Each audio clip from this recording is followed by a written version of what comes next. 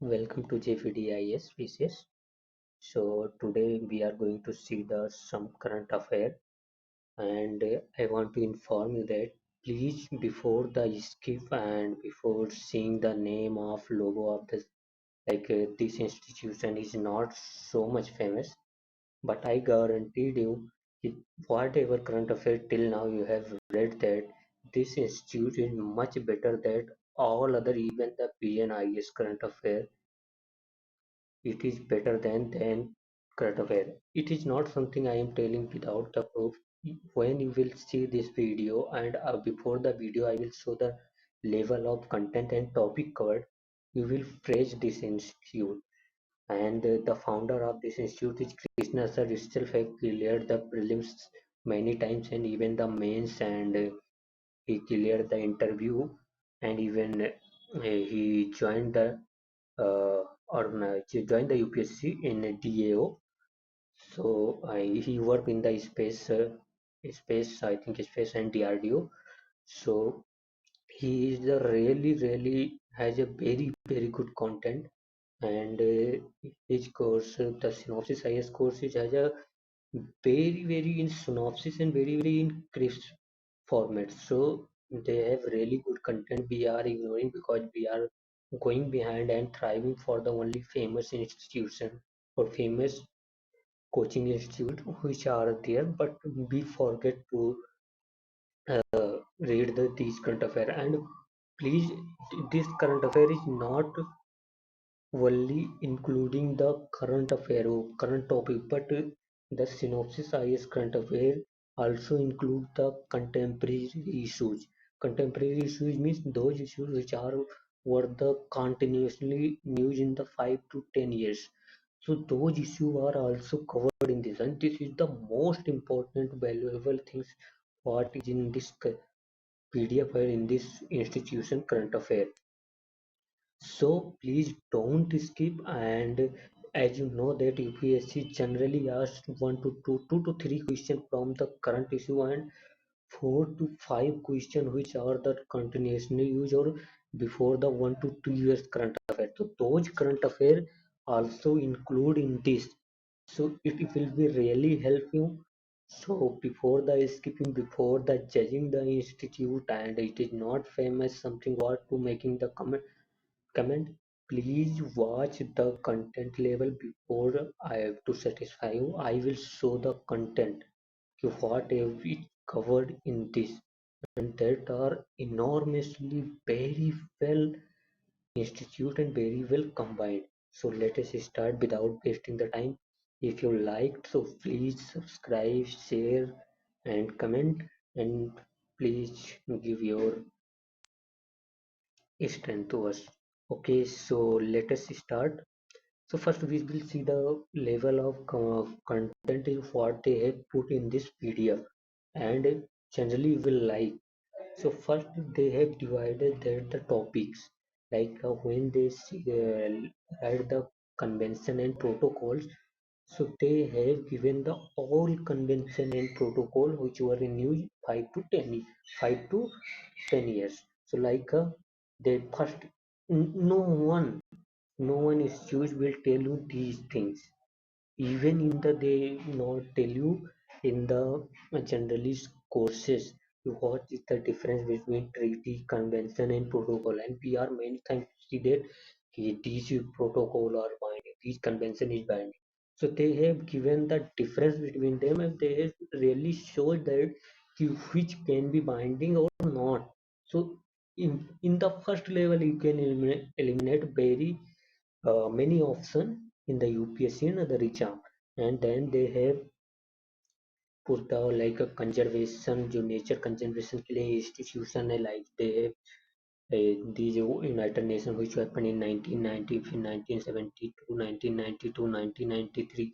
Then they have also put the site. So they have covered these topics very well. Then they first they have covered convention, then they all put the what is rail land related convention, and they have all the news and organization land related in one form. Then water related, atmosphere related, sea level convention, even if COP, whatever the important COP and whatever they have put anything like a 28 India's COP, India's role in COP 28, all they have covered. And they have also see the pollution and hazardous substance convention. These convention we will very well know that they were asked in the UPSC. Sorry, 1 minute.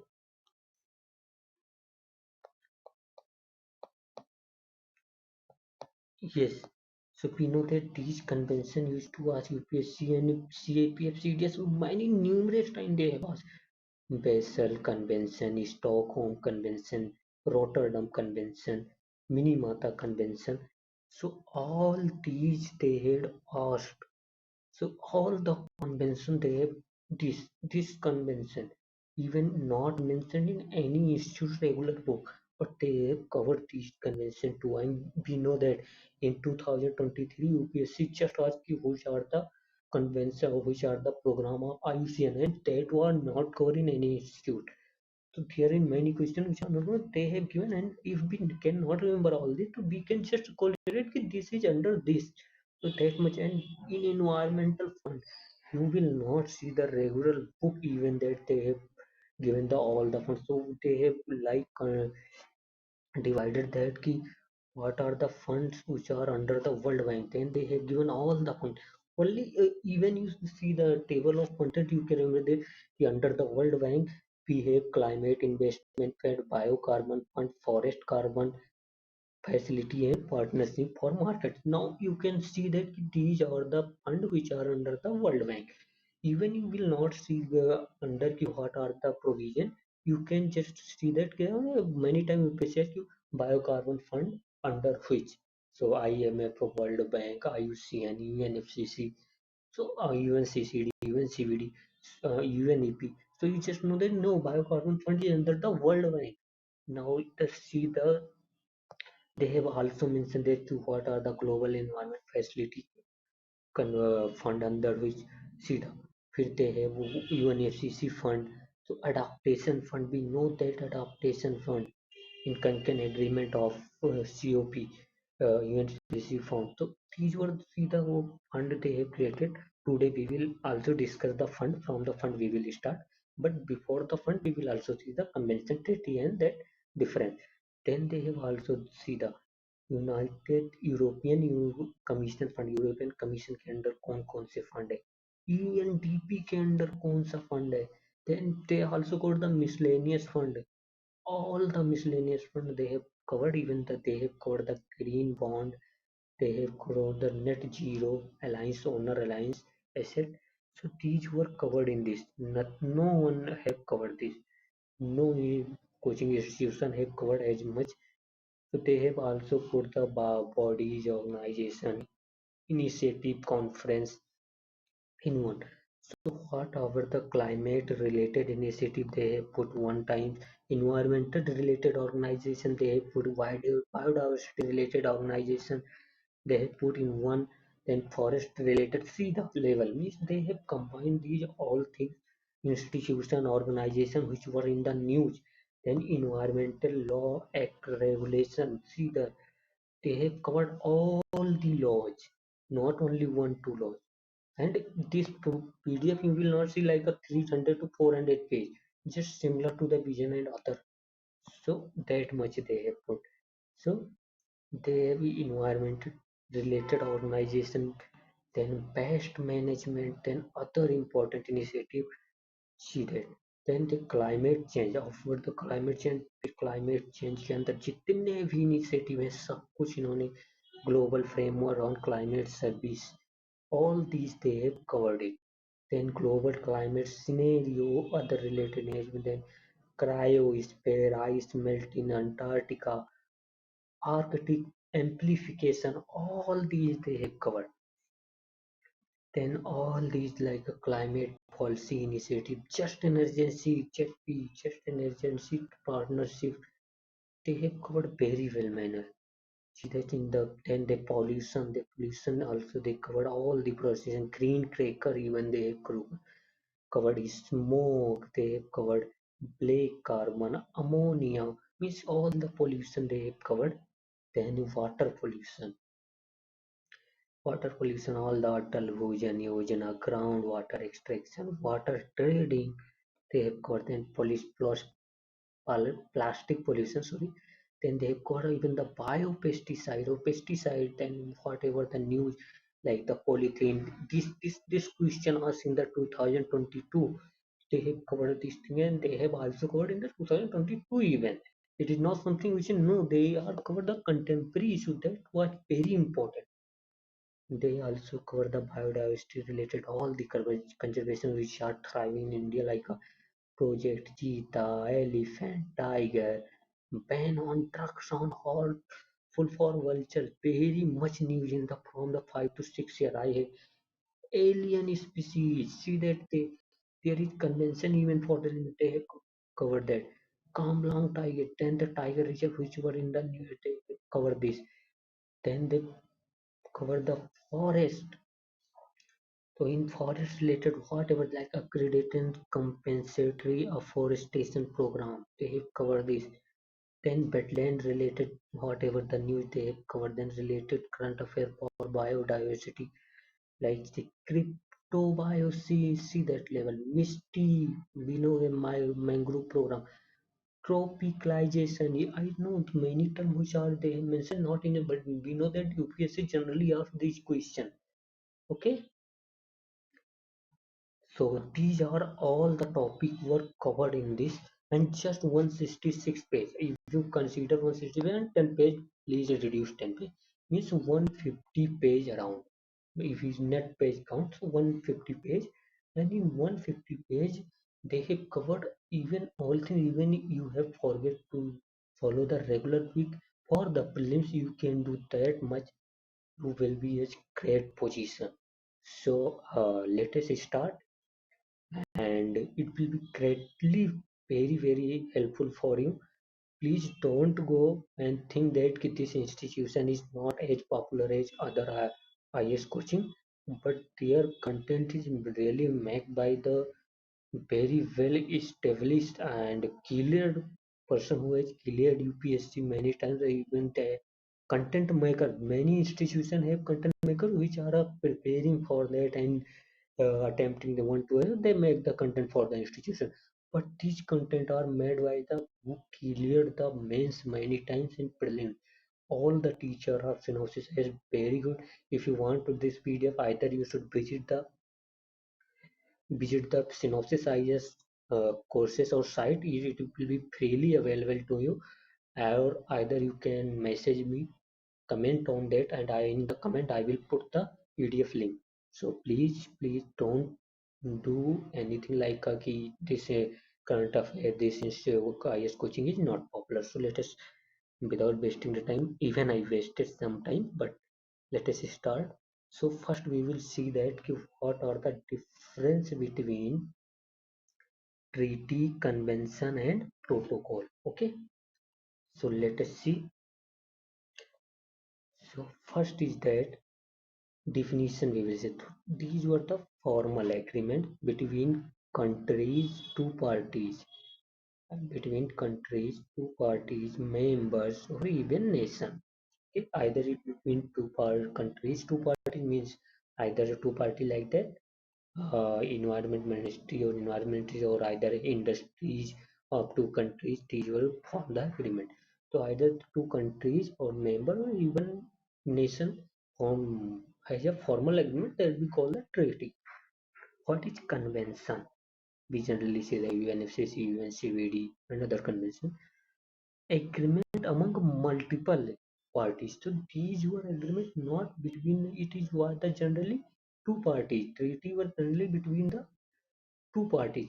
Even can be more, but is there but in the when we say convention, it is generally not. It is mostly that most of the member parties are multi-member country for take part in it happens prior to the treaty being formed. So first, like we want to know that Vienna Convention formed for the ozone conservation और ozone depletion को रोकने के लिए. But after the Vienna Convention, we uh, came that many treaties and after that treaty we became like a Montreal Protocol and other things.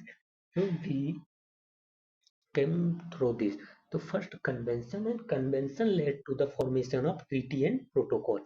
Okay.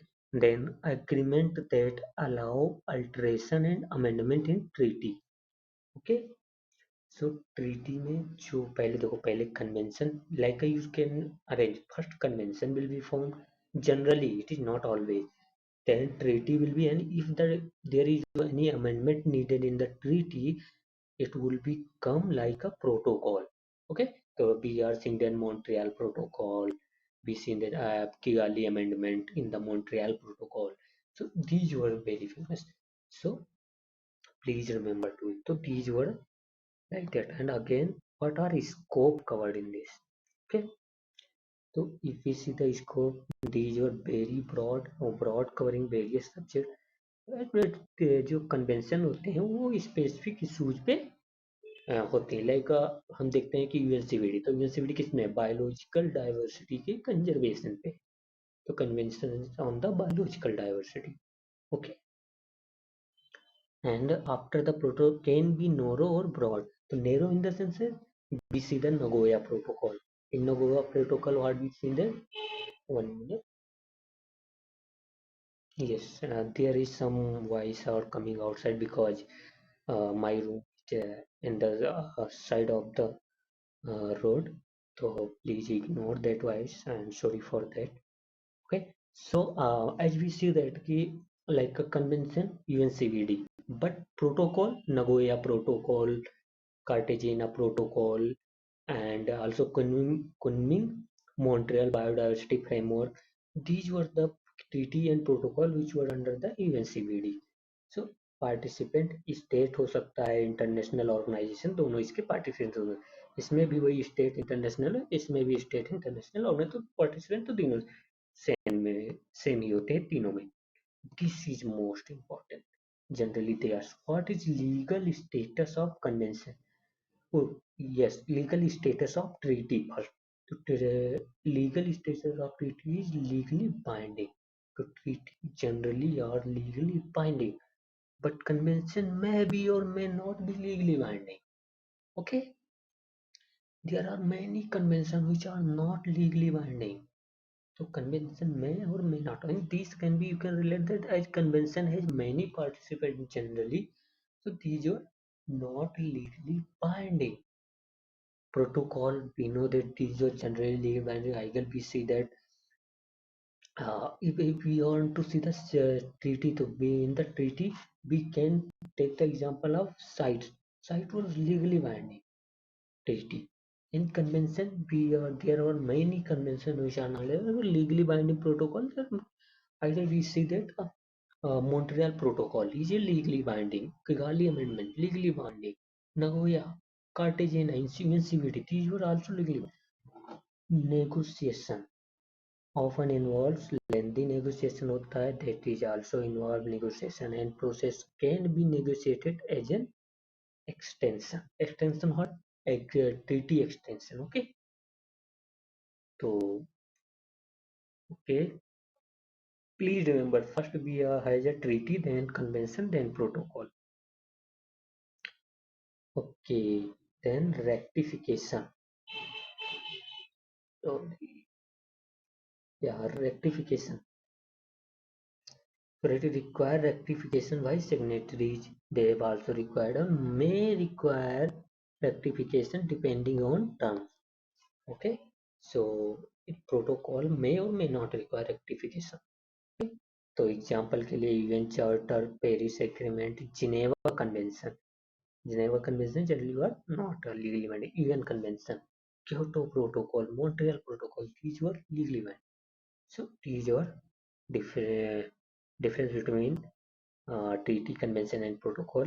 Please do revise from that PDF, and it is in really very simple language. So very simple language, so you can revise very well. Okay. Okay. So now we will first see that we will first see the uh, fund under environmental fund, various organizations. We first see that. topic, and after that we will go to the act. Okay, so fund start from the, yes, environmental fund, it was from the 34. Let us start from the fund. So what are the environmental fund? And we know that in UPSC they most of the time they ask this environmental fund under work World Bank or other, or either this environmental fund give the fund to what one, and the fund in the climate change we know how much important do they have, because the development what we see that the common but differentiate responsibility which come in the Kyoto Protocol, or even before that it has a prior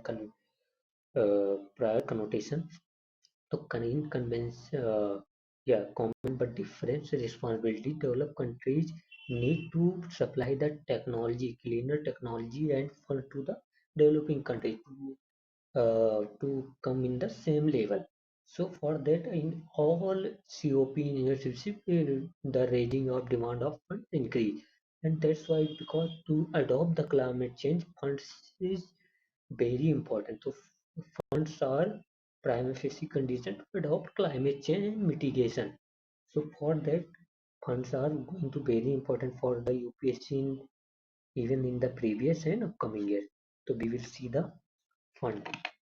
So first we will see the environmental fund. So just remember that whatever we are going to see that fund which are the under the World Bank, and these were very important because World Bank fund, UPSC has a obsession to ask these.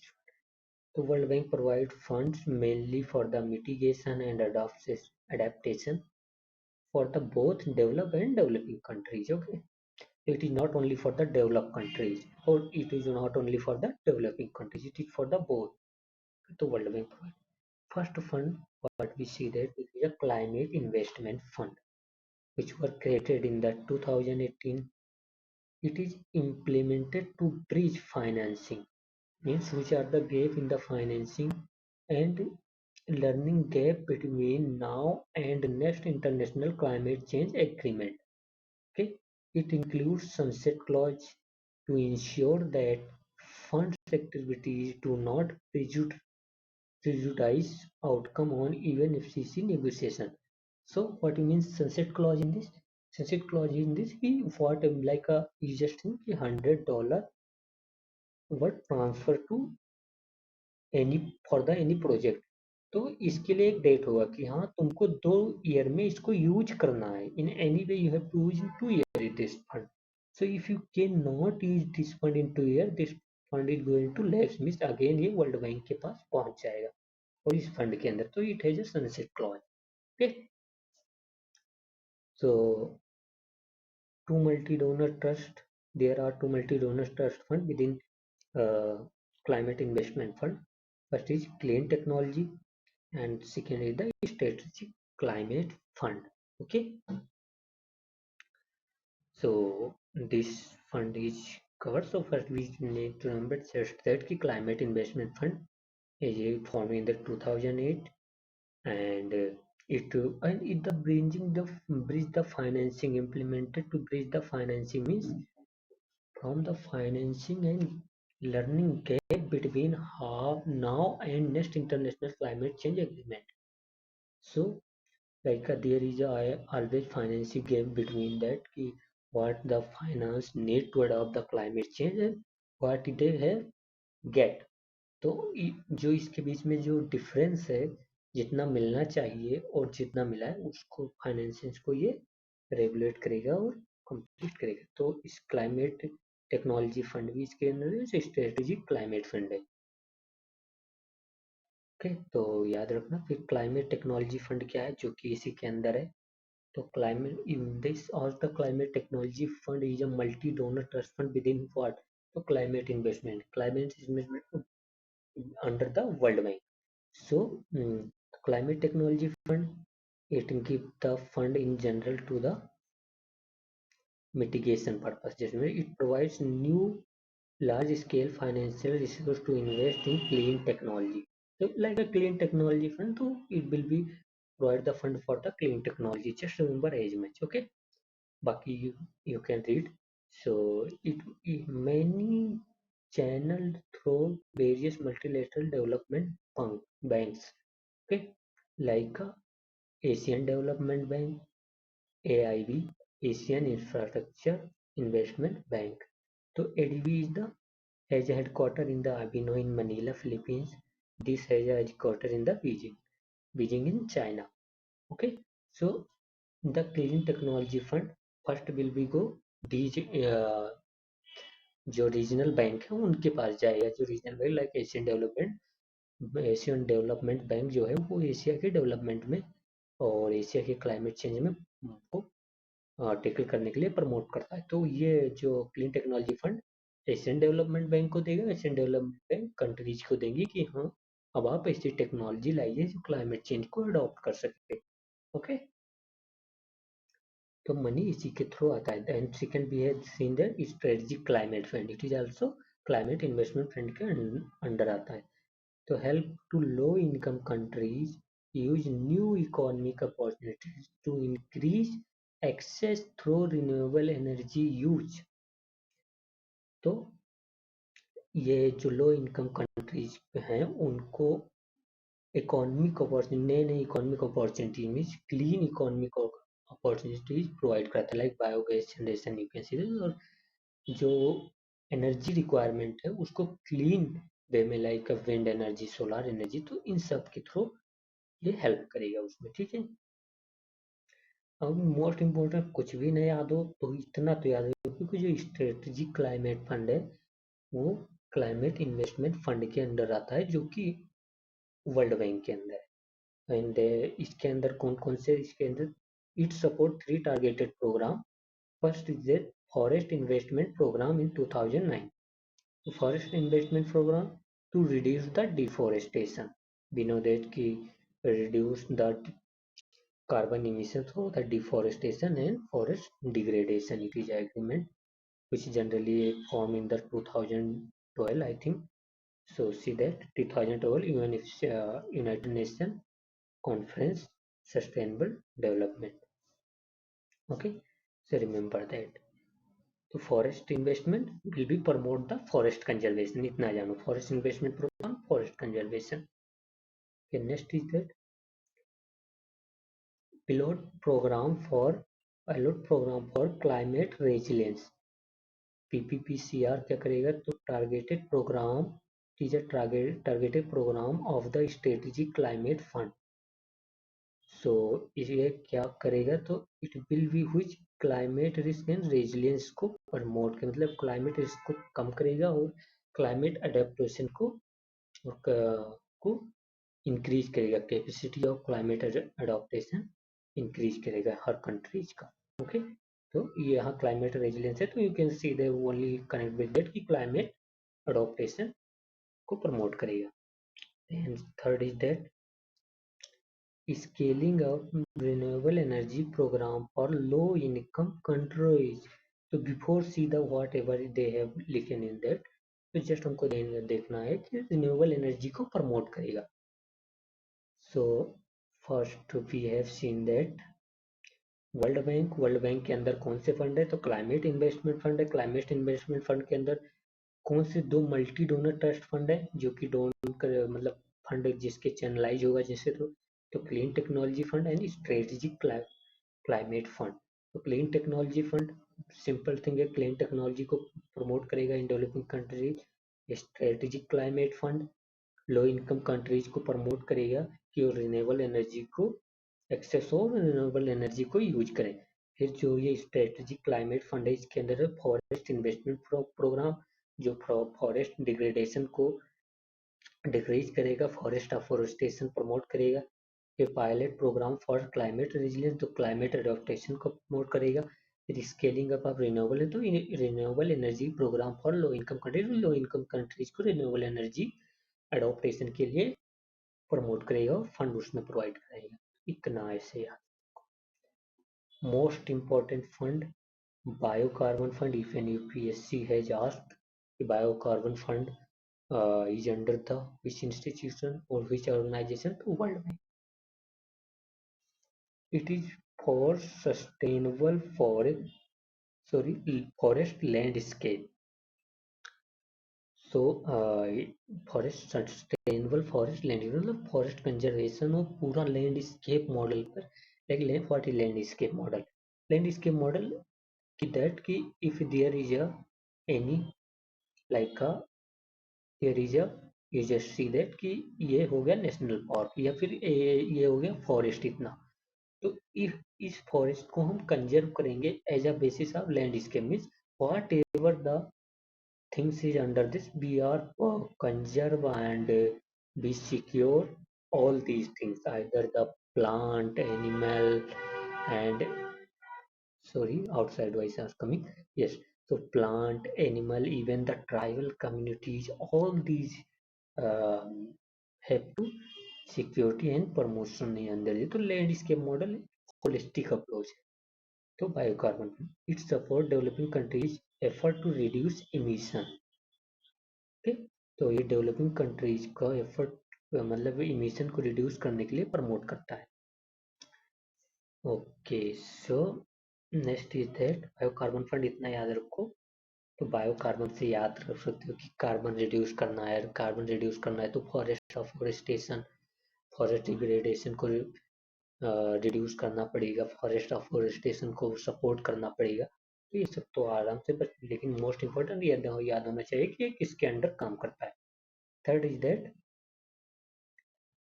what is for third one is forest carbon partnership facilities. So this is the fund which is also under the World Bank. First of all, forest carbon partnership facility मतलब fund, facility generally convert to the funds. Okay, तो partnership for the forest carbon मतलब forest work as a carbon sink.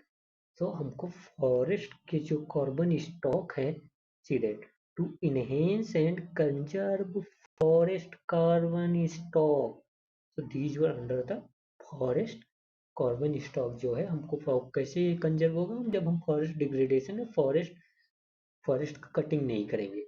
Okay, तो वैसे हमको वो करना है। Okay, forest degradation deforestation को कम करना है, तो डिफॉरेस्टेशन कम हो जाएगा तो इमिशन कम हो जाएगा। ऐसे देखो जैसे कि फर्स्ट ऑफ ऑल जब आप डिफॉरेस्टेशन करते हो तो फर्स्ट ऑफ ऑल ये डिफॉरेस्टेशन किसके लिए किया, तो आप जहाँ भी अभी लकड़ी यहाँ से मिली भाई या आपने जहाँ यूज किया उससे इमिशन हुआ, इमिशन इंक्रीज हो गया इसके पहले से, तो इसके लकड़ी से और इसके जो प्रोडक्ट बने उससे। और सेकेंड थिंग इज अब जो इमिशन हुआ वो तो अब यहाँ फॉरेस्ट है ही नहीं तो आ ही नहीं सकता, तो वो हम केवल पेड़ पौधों को न काट कर कार्बन सिंक ही नहीं कर रहे हैं बल्कि कार्बन इमिशन को कम भी कर रहे हैं। ओके, बिकॉज ये कार्बन को टेक भी करेगा ना, ये will be take the carbon dioxide इसलिए।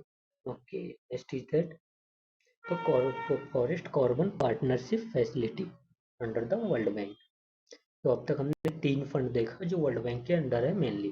फर्स्ट हमने देखा CIF कार्बन इन्वेस्टमेंट फंड जिसके अंदर था क्लाइमेट और technology fund, clean technology fund, and second was that climate partnership something like fund was that, and second we have see that biocarbon fund what I have told you very important, biocarbon fund, and third is the forest carbon partnership facility. Okay, and fourth is that partnership for market readiness. Okay, it's aim to use market instrument to scale up mitigation effort in middle income countries. तो market instrument मतलब हम उस instrument को use करेंगे जिससे जो climate change का impact हो कम लाएगा। हम कह सकते हैं कि green bond is one market instrument, carbon trading market instrument, we will promote these in the developing countries to mitigate the effort, scale up and mitigation effort, mitigation for what, mitigation of climate change impact और mitigation of climate change means अगर first of all adoption क्या है, adoption मतलब अब तो जो disaster आना था आ गया है, अब उसको आपको अडॉप्ट करना है कि हाँ अब ये तो मतलब कुछ नेचुरल डिजास्टर जैसे आप साइक्लोन खत्म नहीं कर सकते, वो फॉर्म होगा, बट आपको अडॉप्टेशन कैपेसिटी कितनी है कि अगर साइक्लोन आए तो आप अडॉप्ट कैसे लेके। अर्थक्वेक, अर्थक्वेक आप रोक नहीं सकते कि अंदर जाकर पृथ्वी को पकड़ लोगे कि हाँ आप नहीं निकलने देंगे energy. So you can not stop earthquake, but you can decrease the level of impact, and that call the adaptation. And how will it decrease? कि जिसके भाई मतलब फर्स्ट ऑफ ऑल जो होम बन रहे हैं, जो घर बन रहे हैं, वो उसको अडॉप्ट करने के लायक हो, मतलब उसमें ऐसी इंजीनियरिंग, ऐसी टेक्नोलॉजी हो जो रिड्यूस कर दे इम्पेक्ट ऑफ अर्थक्वेक। और फिर लाइक इन साइक्लोन तो आप कैसे अडॉप्ट करोगे? तो साइक्लोन में जो कम्युनिटीज हैं, जो मतलब in the like they are say their home is around in and around that ocean, तो हम उनको जो कम्युनिटीज हैं उनको वहां से लाकर कहीं ऐसे अच्छे प्लेस पर उनका सेटलमेंट करा देंगे। तो जब साइक्लोन आएगा, जब सुनामी आएगी, तो उनका वहां पर लोग ही नहीं होंगे, तो वो मतलब इम्पैक्ट कम होगा। या फिर अगर कुछ कम्युनिटीज जो हैं, वो उन कम्युनिटीज को हम अच्छा घर बना कर देंगे कि अगर सुनामी आए, साइक्लोन आए, तो इम्पैक्ट कम हो उन पे। Okay. Okay, next is that global environment facility. We know that this is very important. Global environment facility provides grant funds to developing countries for project in four areas. Just to say that, like in climate change, biodiversity, international water, and ozone depletion. So first we see that comment about the Global Environment Facility. So it is an independent financial organization set up under the World Bank.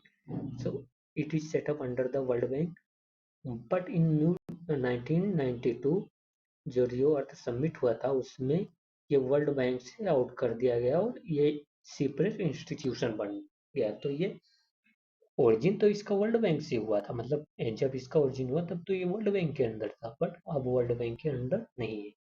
It is not under the World Bank currently. तो global, इसका genesis global environment facility was establish in 1991 as a multilateral environment fund.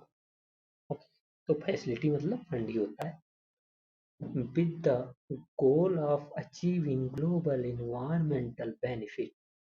Headquarter या इसके ये कहाँ पर इसकी setting होती, तो वाशिंगटन डीसी, याद रखना। ओके। ओके, तो हम देखते हैं इसकी इम्प्लीमेंटिंग एजेंसी क्या होती है इस ग्लोबल इन्वायरमेंट, ये पूछा गया है। तो global environment facility work with the World bank, UNDP, UNEP. तो three organizations: World Bank, UNDP, UNEP, to implement project and initiative. World Bank has served as a trustee of Global Environment Facility Trust Fund. Okay, तो global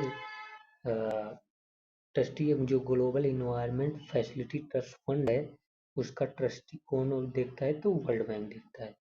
since 1994 के membership कितने हैं, 186। नहीं, याद रखने की जरूरत नहीं है, द इंटरनेशनल डे सब भाई रहने दो है। तो ग्लोबल इन्वायरमेंट फैसिलिटी जो है, ये फाइनेंशियल मैकेनिज्म, ये बहुत इंपॉर्टेंट है कि किस किस को ये फाइनेंस प्रोवाइड कराता है। तो first is convention and biological diversity, मतलब यूएनसीवीडी। ओके, जो कि ये भी एक अर्थ समिट का यू कैन से इसका जेनेसिस भी अर्थ समिट में है 1992 के। देन यूएनएफसीसी, यूएनसीसीडी, जो कि डेजर्टिफिकेशन पे काम करता है, लीगली बाइंडिंग है, ओनली कन्वेंशन है जो डेजर्टिफिकेशन पे काम करता है। देन स्टॉकहोम कन्वेंशन, जो परसिस्टेंट ऑर्गेनिक पोल्यूटेंट हैं उन पर वर्क करता है, इसको भी ये फंड प्रोवाइड कराता है।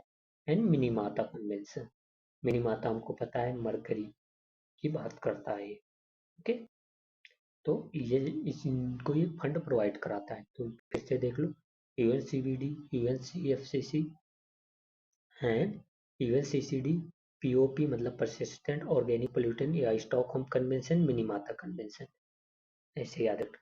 अब हमको ये बताना है, ये याद रखना कि ग्लोबल इन्वायरमेंट फैसिलिटी है, is it not link officially to Montreal protocol, जो कि ओजोन पर काम करता है, but it support implementation of protocol in countries with economic in transition.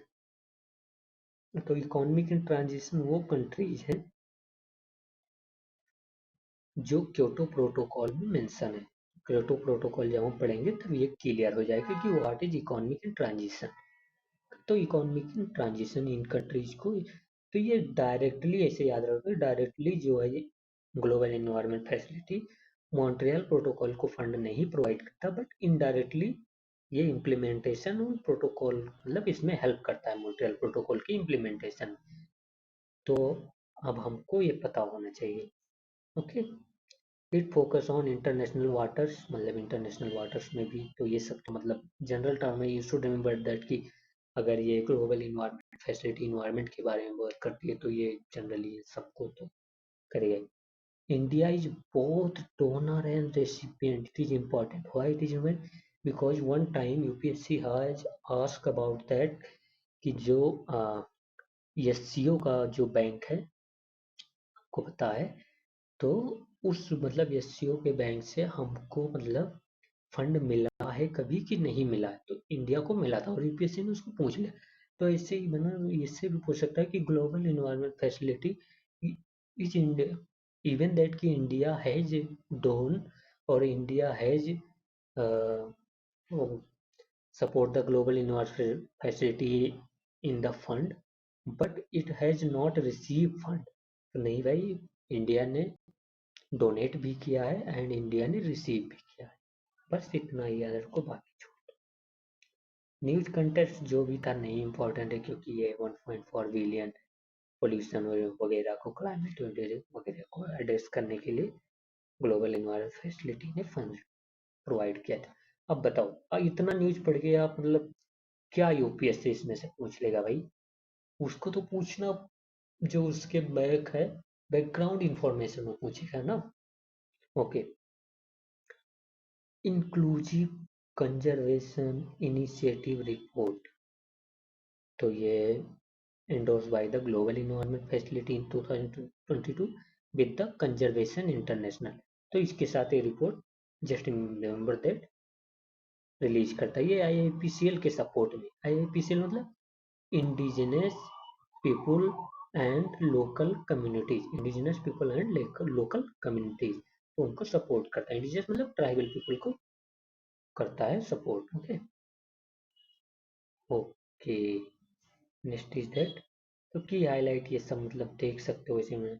Indigenous जो इंडिजिनस पीपल है 40, वो ऑन करते हैं 40% ऑफ टेरेस्ट्रियल जो प्रोटेक्टेड एरियाज है, मतलब जो इंडिजिनस पीपल हैं वही जितने भी नेशनल पार्क है, जितने भी protected wild life sanctuary, tiger reserve, ये जितने भी रिजर्व हैं उनमें जो 40% जो है वो इन्हीं के अंडर आता है।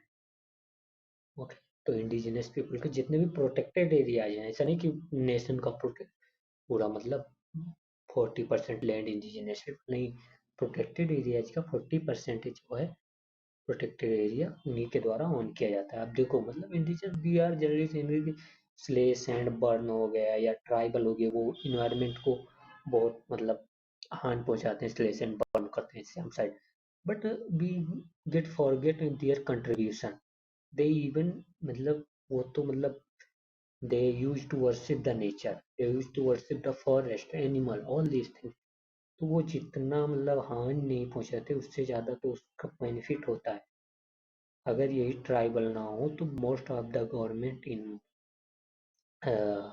गवर्नमेंट कैन मतलब माइनिंग वगैरह मतलब कर दे, तो these tribal people which raise the voice against the mining and other environment degradation activities।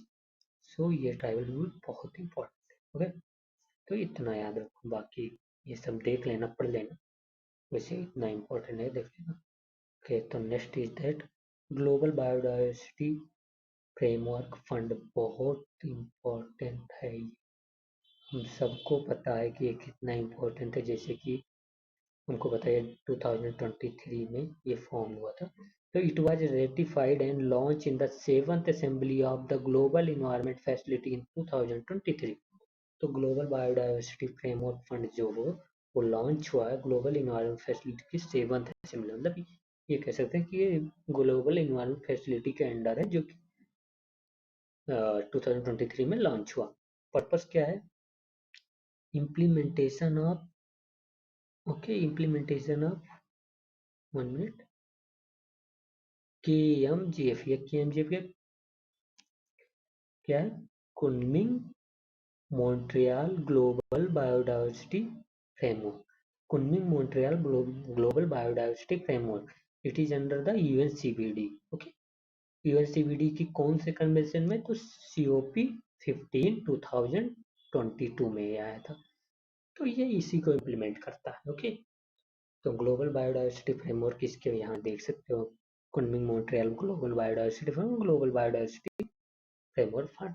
तो फंड जो है वो ग्लोबल इन्वायरमेंट फैसिलिटी के अंडर है और इम्प्लीमेंट करता है एक कन्वेंशन को जो कि United nation convention on biological diversity का पार्ट है। ओके, तो इतना याद रखना। तो ये 16 डेवलपिंग कंट्रीज इसके पार्ट हैं, कुछ डेवलप कंट्रीज भी पार्ट हैं, देख लेना। जो डिसीजन होता है वो कंसेंसस बेसिस पे होता है, ऐसा नहीं मेजोरिटी कंसेंसस होना चाहिए इस फंड को, मतलब फंड प्रोवाइड करने के लिए। जो ट्रस्टी है वर्ल्ड बैंक है, world bank will manage the funds. Okay, financial management इस फंड का किसके अंडर है? तो वर्ल्ड बैंक है। रेटिफाइड किसके अंडर किया गया? ग्लोबल इन्वायरमेंट फैसिलिटी के अंडर। ओके, बट मैनेजमेंट कौन करेगा? वर्ल्ड बैंक तो करेगा। प्रोवाइड किसको करेगा फंड? तो UNCBD के प्रोटोकॉल को करेगा। कौन सा प्रोटोकॉल? तो Kunming Montreal global biodiversity framework protocol. देखो मतलब कितना घुमाया हुआ है ना। ये ट्रांसपेरेंसी, कैपेसिटी बिल्डिंग देख लें, फंड एलोकेशन, ये सब भी आप देख सकते हैं। तो ये एक लाइन मैंने, priority for support will be given to small island state and least developed countries. तो प्रायोरिटी किसको दी जाएगी? तो island, because the most impacted from the climate change were the nation which were the island countries. Global में मतलब देखो ice जो melt हुआ तो उनकी बहुत सारे लैंड जो है वो सबमर्ज हो गए। जो कम्युनिटीज हैं, जो कोस्टल कम्युनिटीज हैं, वो हैम्पर हुई, उनको मतलब रिप्लेस करना पड़े। तो मोस्ट जो इफेक्टेड जोन है क्लाइमेट चेंज का वो आइसलैंड कंट्रीज हैं। और उसके बाद least develop, because they don't have adaptation capacity. Least developed countries जो उनके अंदर अडोप्टेशन कैपेसिटी नहीं है उतनी। ओके ओके, तो ये सभी अब बस इतना ही उसमें देखना था।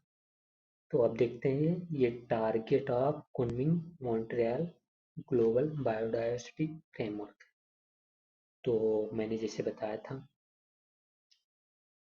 It has 4 overarching goals to be achieved by 2050। तो ये 4 गोल हैं जो मतलब इस ग्लोबल बायोडायवर्सिटी फ्रेमवर्क, जो Kunming Montreal global biodiversity framework हुआ UNCBD में, मैं एक शॉर्ट में आपको बता देता हूँ। तो इसने 4 गोल प्लेस किया है जो कि अचीव करना है 2050 तक। ओके, तो याद रख सकते हो कि 4 गोल है, गोल की बात है, 2050 तक आराम से करेंगे।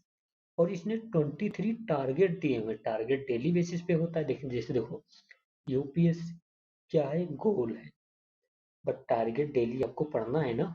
तो जो 23 टारगेट है वो जाए, मतलब बहुत जल्दी करना होगा।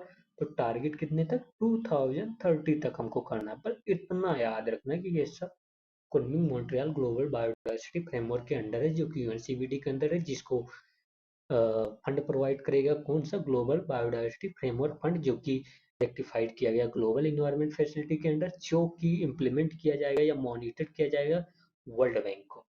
इतना याद कर लो, इससे ज्यादा कुछ नहीं, और इतने ही फास्ट में। तो ये यहाँ टारगेट इन 23 एक्शन जो है, 23 जो टारगेट हैं, global target to urgent action, जो वो अर्जेंट एक्शन मतलब बहुत जल्दी करना। लेकिन अगर आप डेली नहीं पढ़ते हो तो आप धीरे-धीरे आपका जो गोल है वो तो कंप्लीट ही नहीं होगा। डेली टारगेट नहीं कंप्लीट होता तो गोल तो वैसे नहीं होगा भाई, क्योंकि टारगेट से ही जब टारगेट टारगेट मतलब सारे टारगेट कंप्लीट होंगे तो गोल खत्म, गोल हो ही जाता है। तो इसमें से मुझे क्या आपको मतलब बताना था कि जो ये टारगेट है उसमें एक टारगेट जो है आपको ये वन टर्म में यूपीएससी पूछ सकता है कि 30-30 डील क्या है, तो ये किसके अंडर है इसे पूछ सकता है। तो अगर 30-30 डील पूछेंगे तो हम यूएन सीबीडी लगाएंगे कि सीबीडी के अंडर है।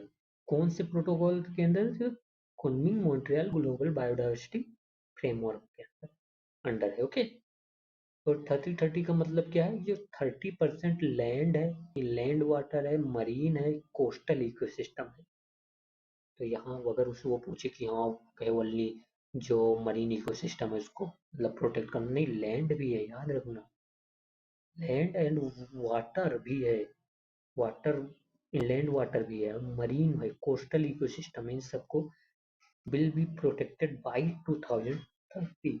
तो 30% land water coastal community coastal ecosystem by 30 protect करना है, इतना आप याद करना। फिर ये जो इन्वेजिबल एलियन स्पीसीज है इनको 2050 तक रिड्यूस करना है। ओके, तो ये सब देख लेना बाकी आप, but what would be very important I just told you. Reducing by, ये देख लो, reducing by 500 billion annual harmful government subsidies. तो गवर्नमेंट सब्सिडीज को भी ये कहता है कि कम करो भाई, गवर्नमेंट सब्सिडी ना दो, ये क्लाइमेट चेंज को और इन्वायरमेंट के लिए हार्मफुल है। तो 500 बिलियन सब्सिडी कम करेगा ये। ओके,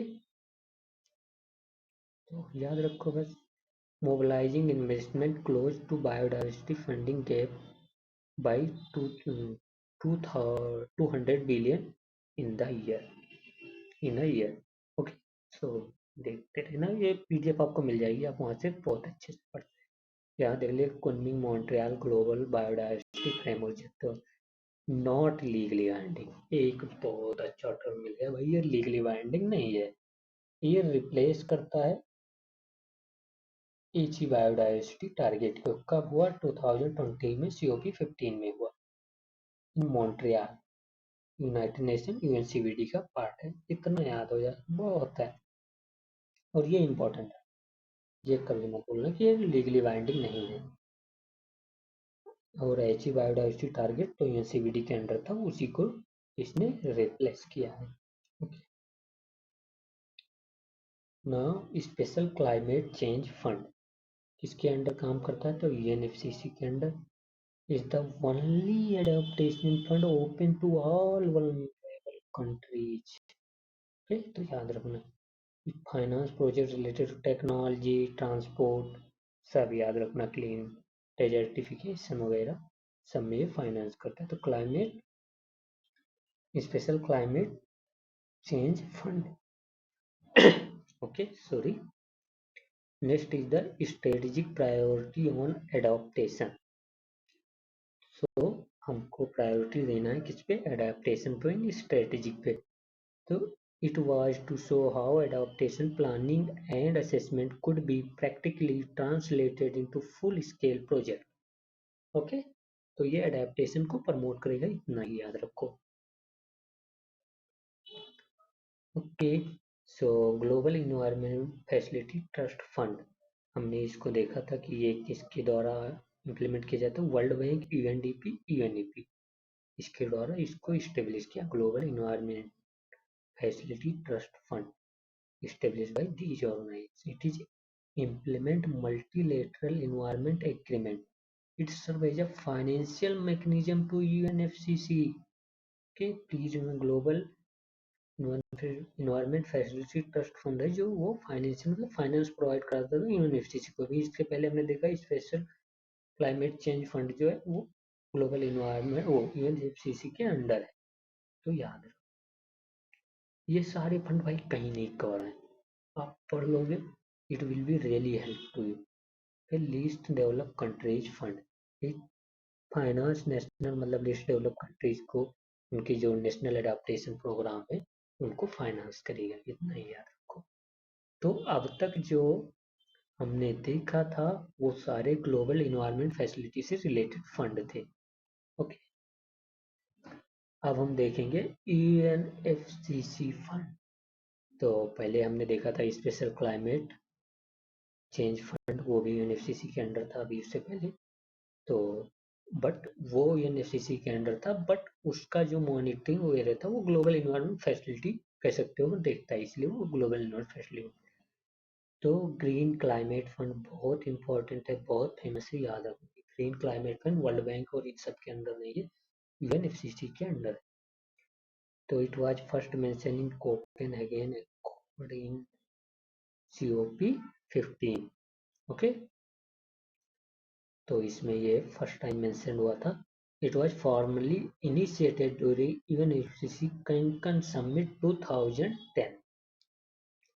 कैंकन समिट जो हुआ था यूएनएफसीसी का 2010 में, उसमें ये इनिशिएट मतलब स्टार्ट हुआ ये। Okay, initiated first time in that summit. 1 minute, हम यूएनएफसीसी के अंडर जो फंड है उसको देख रहे थे, और पहला मैंने बताया था बहुत इंपॉर्टेंट है, जो कि ग्रीन ग्रीन क्लाइमेट फंड है, GSF है, जो कि मतलब फर्स्ट टाइम मेंशन होता है COP 15 कोपेनहेगन में, और ये फॉर्म हुआ जो कैंकन एग्रीमेंट 2010 में यूएनएफसीसी के। और it was adopted as a financial mechanism of UNFCC, तो फाइनेंस प्रोवाइड कराएगा यूएनएफसीसी को।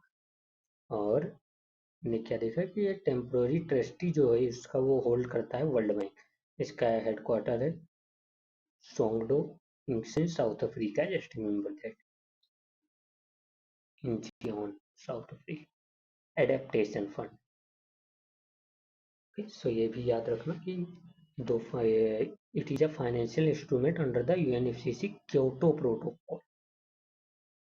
Kyoto Protocol 1997 में इसको अडॉप्ट किया, मतलब फॉर्म हुआ था, और 2005 के around you can say it is started or rectified by all the countries. तो क्योटो प्रोटोकॉल के अंडर एक फंड था एडॉप्टेशन फंड। तो हमने देखा green climate fund, adaptation fund, both were under the UNFCCC. इसका भी ट्रस्टी जो फंड जो देखता है वर्ल्ड बैंक ही देखता है। It was establish to finance concrete adaptation project, मतलब मेनली एडॉप्टेशन प्रोजेक्ट को ये फाइनेंस करेगा।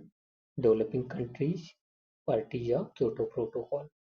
It is implemented by national implementing agency. Okay, just मतलब इतना याद रखो कि जो ये अडाप्टेशन फंड है ये वर्ल्ड बैंक के अंडर नहीं है भाई, क्योंकि वर्ल्ड बैंक से कंफ्यूज करेगा ये। या ग्रीन क्लाइमेट चेंज फंड जो है वो कंपनी वर्ल्ड बैंक के अंडर नहीं है, या यूएनसीबीडी के अंडर नहीं है। इसका ट्रस्टी भले वर्ल्ड बैंक मैनेजमेंट करता है। Okay okay, next European commission fund. कौन कौन से यूरोपियन कमीशन के अंडर फंड है? तो global climate change alliance, it is administered by the European commission. Okay, global climate change alliance किसके द्वारा? यूरोपियन कमीशन के द्वारा एडमिनिस्ट्रेट किया जाता है, रेगुलेट किया जाता है। इसका ऑब्जेक्टिव क्या है? तो क्लाइमेट चेंज को ऑफकोर्स उस पर वर्क करेगा जो कि पुअर और डेवलपिंग कंट्रीज है ना, ही याद रखो। तो global climate change alliance, global climate change fund जो है यूएनएफसीसी के अंडर उसको प्रोवाइड कराता है, जो कि जिसका ट्रस्टी वर्ल्ड बैंक देखता है। और ग्लोबल क्लाइमेट चेंज अलायंस जब आ जाएगा तो यूएनएफसीसी में करा देगा। Global environment efficiency and renewable energy fund, it is structured as a funds of fund मतलब ये फंड प्रोवाइड कराएगा वेरियस फंड को, लाइक ये fund can provide to global environment facility को प्रोवाइड करा सकता है, ग्रीन क्लाइमेट फंड को प्रोवाइड करा सकता है, ग्लोबल क्लाइमेट चेंज फंड को प्रोवाइड करा सकता है। तो ये सब इन सबको फंड प्रोवाइड कराएगा, कोई डायरेक्ट ये फंड नहीं देगा। It is a public private partnership, बस इतना ही याद रखो। इसमें मोस्ट इंपॉर्टेंट है कि इसके किसके अंडर है ये आना चाहिए, कि ये global energy efficiency renewable energy fund है वो यूरोपियन कमीशन के अंडर। ओके, अब देखते हैं कि यूएनडीपी के अंडर कौन कौन से फंड है। ईएमडीजी अचीवमेंट फंड, जो कि स्टेब्लिश किया गया स्पेन है यूएनडीपी के हेल्प से। ओके, एडमिनिस्ट्रेट कौन करता है, तो यूएनडीपी करता है। ये कैसे, multi development global achievement fund. Okay, ऐसे तो multi global development achievement fund establish by the Spain. यहाँ पर स्पेन याद रखना, कंट्रीज चेंज कर सकता है यूपीएससी कि जो एमडीजी अचीवमेंट फंड है वो स्पेन नहीं, अदर कोई कंट्रीज यूएसए दे सकता है, या फिर और जो बहुत फेमस कंट्रीज हैं स्पेन के अलावा उन सबको, जर्मनी, जापान, ये सब दे सकते हैं। तो नहीं, ये स्पेन और यूएनडीपी भी याद रखना। यूएन रेड फंड क्या है, तो unite three established by the three United Nations agency UNEP, UNDP या फिर administered by UNDP। ओके, तो ये एडमिनिस्ट्रेट किसके जाता है, यूएनडीपी के अंदर किया जाता है, लेकिन इस्टेब्लिश किया गया तो ये यूएनईपी यूएनडीपी एफएओ। बस इतना ही याद रखो, ज़्यादा क्या है, याद भी नहीं होगा उससे। It support developing country reducing emission, और 9 इनिशियल कंट्री जो थी वो अफ्रीका, एशिया, लैटिन अमेरिका से हैं। इतना याद हो जाए तो ठीक। बायोडाइवर्सिटी फाइनेंस, सो बायोडाइवर्सिटी फाइनेंस में कौन कौन से फंड आएंगे, नगोया, COP10 और CBD। तो बायोडाइवर्सिटी फाइनेंस कब स्टेब्लिश हुआ, तो नगोया में स्टेब्लिश है। नगोया हमको पता है CBD का प्रोटोकॉल है, और COP10 में स्टेब्लिश हुआ in India by environment ministry. ये देखा जाता है, it is hosted by national biodiversity authority. जो बायोडाइवर्सिटी फाइनेंस है, नेशनल बायोडाइवर्सिटी अथॉरिटी किसके अंडर आती है, तो जो एक्ट है हमारा CBD convention on biological diversity 2002, उसके अंडर ये आती है। तो इसके अंदर स्टेट बायोडाइवर्सिटी बोर्ड भी आता है, बायोलॉजिकल मैनेजमेंट कमेटी भी आती है। तो याद रखना, यूएनडीपी इंडिया के द्वारा मैं इसको बायोडाइवर्सिटी फाइनेंस जो है इसको मैनेज किया जाता है।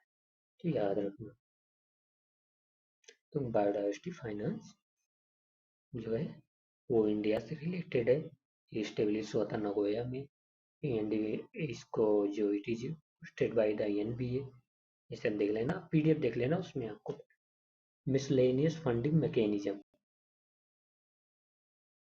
सो लाइक अब हम देखें जो ये adaptation for small holder agriculture program किसके द्वारा एडमिनिस्ट्रेट किया, international fund for agriculture development. एक एक लाइन में याद रखो, small holder agriculture program, international fund for agriculture development. Okay, and if you want I should make the small very crisp note and small only the important topic I will make on my own। मैं खुद effort लगाऊंगा, बनाऊंगा और उसको आपको provide कराऊंगा। अगर आप चाहते हैं तो मैं वो भी कर दूंगा, बट आप कमेंट करना यहाँ ये and Congo basin forest fund.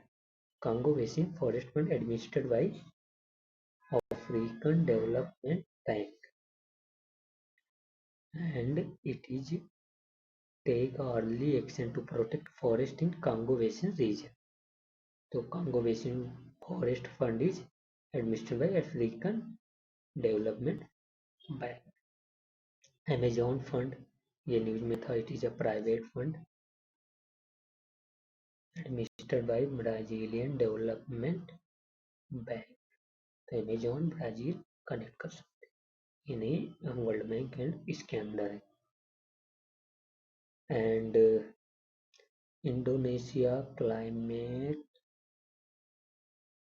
Change trust fund administered by Indonesia development, तो वहाँ की जो एजेंसी होगी, याद रखना ये वर्ल्ड बैंक वगैरह के अंदर नहीं है, इतना ही बहुत ज़्यादा है। Climate change for fund for Asian develop, तो एशियन डेवलपमेंट बैंक के अंडर होगा, सिंपल सी बात है।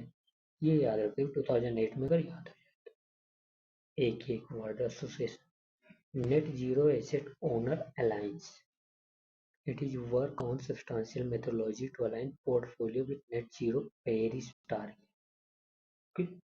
29th मेंबर्स हैं इनमें, और कंपनी सोवरेन वेल्थ फंड भी इसके पार्ट होते हैं, कंट्रीज भी हैं insurance fund company. Net zero asset owner alliance, ऐसे इसमें पूछ ले कि वर्ल्ड बैंक अगर किसी के अंडर आता है या किसी की वर्ल्ड बैंक वगैरह का नहीं भाई, उसके सबके अंडर नहीं। अब जो ये नेक्स्ट है, ये यूपीएससी ने पूछ रखा है, please give me 1 minute. Okay, so forest carbon partnership facility, it is a global partnership of government, business, civil society, indigenous people. I think it is asking the UPSC. सो ऐसा इसमें पूछे कि इसमें नेशन ओनली या nation countries only या democratic nation only part कर सकते हैं, या फिर ये ओनली एक एनजीओ या सिविल सोसाइटी ये पार्ट ले सकती है। तो नहीं, ये एक होलिस्टिक है। It focus on reducing emission, deforestation, forest degradation. Okay, it mainly refer to as a red plus plus, commonly referred as a red, जो प्लस है उसके अंदर तो रेड प्लस क्या है, reducing emission through deforestation and degradation. तो deforestation और degradation को कम करके एमिशन कम कर, तो याद रखना ये मोस्ट इम्पोर्टेंट इसमें यही था कि इसमें civil society, business, government, indigenous community सब पार्ट में ले सकते हैं। Okay, 1 minute.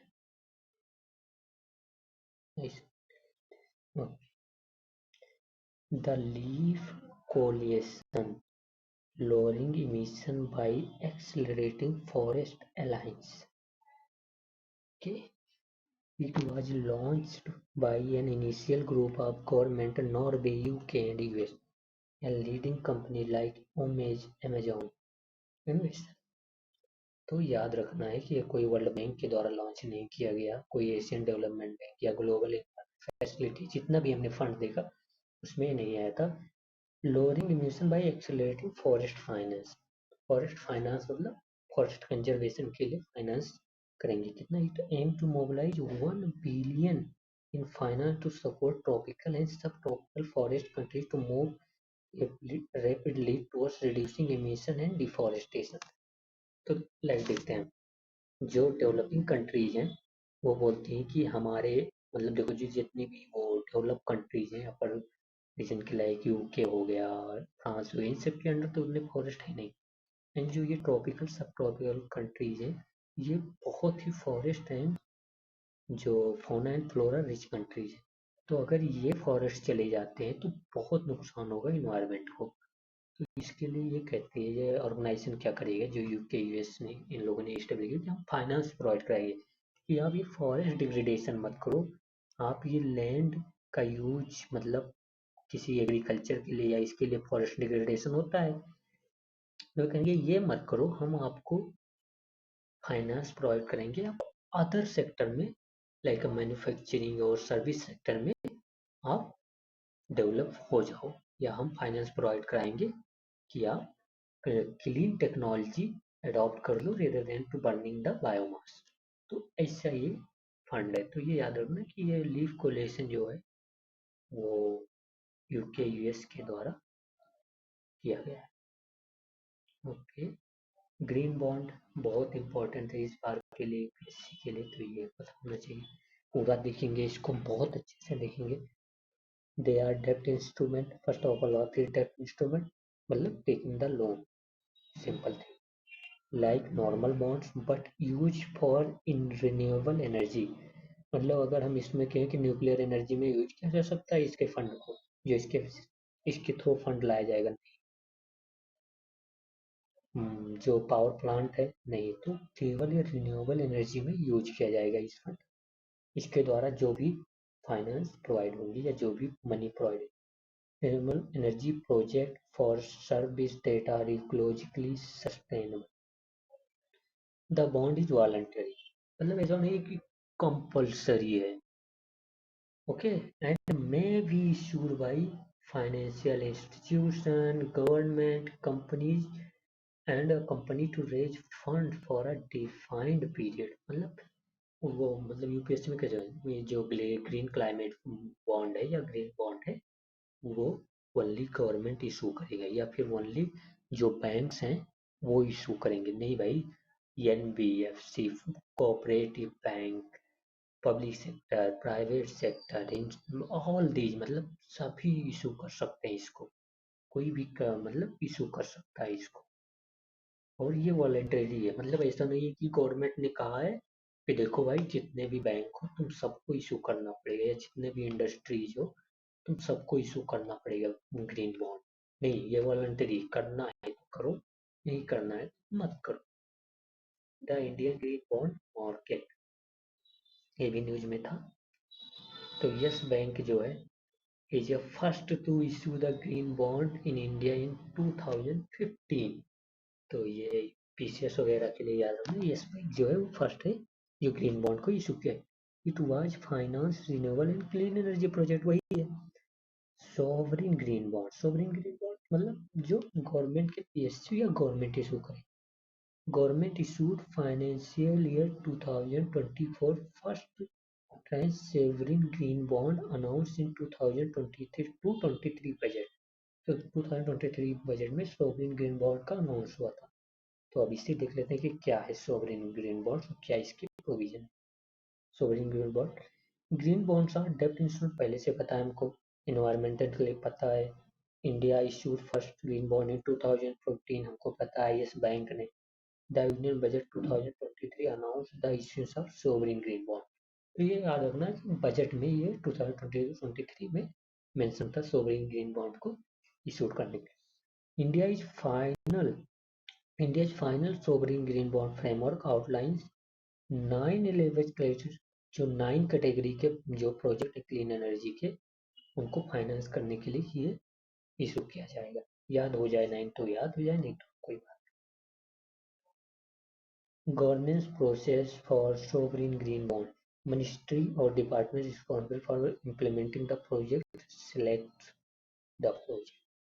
Like जैसे हम देखते हैं कि कोई प्रोजेक्ट है जो environment ministry clean energy energy के लिए इम्प्लीमेंट करना चाहिए, तो वो प्रोजेक्ट सिलेक्ट करेगी इस बॉन्ड के अंडर कि हाँ ये जो बॉन्ड है, ये जो प्रोजेक्ट है इसको फाइनेंस प्रोवाइड किया जाएगा, ये क्लीन एनर्जी प्रोजेक्ट है इसको फाइनेंस प्रोवाइड किया जाएगा सोवरिन ग्रीन बॉन्ड के अंडर। ग्रीन फाइनेंस कमेटी जो होगी वो ओवरसी करेगी validate decision made by ministry और डिपार्टमेंट। ओके, तो ये ग्रीन फाइनेंस एक कमेटी फॉर्म होगी जो कि जो भी डिसीजन किया जाएगा मिनिस्ट्री के लिए या उसके डिपार्टमेंट के लिए कि हाँ ये प्रोजेक्ट के लिए हमें ग्रीन फाइनेंस चाहिए, वो ये ग्रीन फाइनेंस कमेटी रेगुलेट करेगी। Proceed are deposit into the consolidated fund of India and managed by the Ministry of Finance Debt Management Cell। Most important, मतलब ये ऐसा नहीं कि इसके लिए अलग से मतलब वो क्रिएट किया जाएगा वहाँ इसको ये कंसोलिडेटेड फंड में नहीं देने, ये कंसोलिडेटेड फंड ऑफ इंडिया में ही जाएगा क्योंकि ये गवर्नमेंट इशू कर रही है भाई। और ऐसा कॉन्स्टिट्यूशन में लिखा है कि गवर्नमेंट जो भी फंड पब्लिक से लाएगी वो इसी फंड में कंसोलिडेटेड फंड ऑफ इंडिया में जाए। ऑडिट कौन करेगा, जो कि बहुत bar is conducted by controller and auditor general. बहुत ही ये पूरा ही मतलब ये टॉपिक तो आप छोड़ के जा ही नहीं सकते। आप कहेंगे तो मैं शॉर्ट नोटिस से आपको बनाकर अपने टेलीग्राम पे प्रोवाइड करा दूंगा। एलिजिबल कैटेगरी या प्रोजेक्ट अंडर फ्रेमवर्क कौन कौन से हैं देखते हैं। 1 minute first I should delete.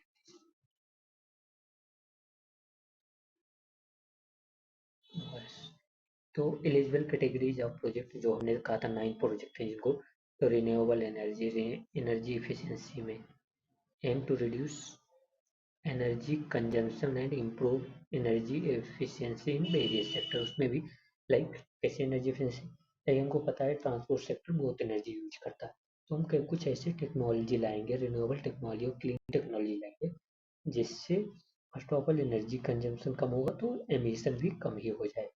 या clean transport, climate change adaptation, sustainable water, मतलब वाटर के लिए भी याद रखना वाटर मैनेजमेंट में फंड यूज किया जाएगा क्योंकि वो क्लीन टेक्नोलॉजी की जब बात करते हैं तो ऐसा नहीं कि केवल पोल्यूशन पे बात होगी या नहीं, waste management, water management, pollution, सब में ये फंड यूज किया जाएगा। Pollution, green buildings, green building मतलब हम ऐसा बिल्डिंग्स मतलब करेंगे जिसके अंदर मतलब वो जो बिल्डिंग होगी उसको हम सस्टेनेबल वे में, मतलब उसका जो इंजीनियरिंग होगी सस्टेनेबल होगी, और उसके मतलब लाइक अगर कुछ प्लेस खाली है तो वहाँ हम पेड़ पौधे लगा देंगे, उसमें प्लांटेशन कर देंगे, छोटे छोटे पौधे जो आते हैं उनको प्लांटेड करेंगे। और दिस टाइप ऑफ बिल्डिंग मतलब हम उस ये बिल्डिंग को हम इकोलॉजिकली जो होगा सस्टेनेबल बनाएंगे, और इसके बहुत ही positive impact. Sustainable management of living natural resource and land use, तो लिविंग नेचुरल रिसोर्स का है उसको मैनेज करेंगे, लैंड पे भी मैनेज करेंगे, project that promote sustainable practice managing natural resource and land. Okay, then terrestrial and aquatic biodiversity conservation. Okay, so these fund will use in this project. Related concept, sustainability bond क्या होता है? Indian Exim Bank, Eximis Export and Import Bank listed 1 billion 10-year sustainability bond on the sustainable bond market platform at the London Stock Exchange. Sustainability bonds are created to raise funds for environmentally and socially responsible projects. These bonds combine the characteristic of green bonds and social bonds. So these bonds will be used for the both, either for the clean energy or either for the social bonds. Okay, rhino bond simple है, rhino conservation को promote करने के लिए। The rhino bond support South African initiative to protect black rhino and assist local communities. तो वहाँ की local communities जो tribal communities हैं ब्लैक राइनो, अब हमको पता होना चाहिए black and white rhino Africa में। The wildlife conservation bond also known as rhino bond is an innovative financial tool that direct investment towards achieving conservation goals. The World Bank priced the wildlife conservation bond to aid South Africa in conserving endangered species. Okay, तो हम fund cover कर चुके हैं। सो if you like please subscribe, share with your friend. Thank you so much. Thank you. Thank you. Thank you so much.